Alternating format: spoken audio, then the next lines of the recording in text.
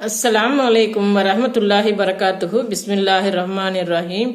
அன்பான சகோதர சகோதரிகளே, எல்லாம் வல்ல அல்லாஹ்வின் நல்லடியார்களே, இன்று நாம் காண இருக்கும் தலைப்பு கூட்டு குடும்பமும் கூடாத நடைமுறைகளும். வீட்டினுள் நுழையும் முன் பெயரை தெளிவாக சொல்லுவது.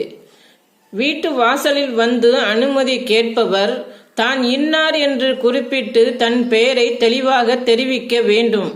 முட்டையாக நான் தான் என்று கூறக்கூடாது. என் தந்தை ஒரு யூதனுக்கு கொடுக்க வேண்டியிருந்த ஒரு கடன் விஷயமாக நபி ஸல்லல்லாஹு அலைஹி வஸல்லம் அவர்களிடம் நான் சென்று கதவை தட்டினேன். அப்போது அவர்கள் யாரது என்று கேட்டார்கள். அதற்கு நான் தான் என்றேன். அப்போது நபி ஸல்லல்லாஹு அலைஹி வஸல்லம் அவர்கள் நான் தான் என்றால் என்று அதை விரும்பாதவர்கள்